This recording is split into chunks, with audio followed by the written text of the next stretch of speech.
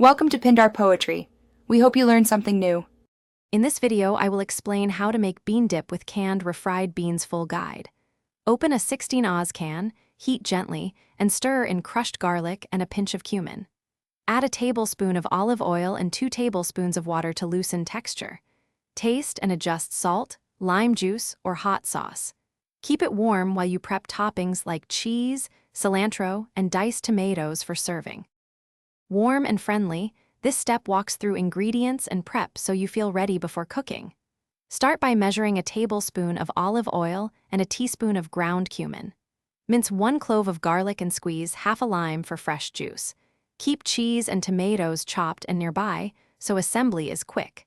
Having everything ready makes a simple stovetop finish smooth and stress-free for serving to guests.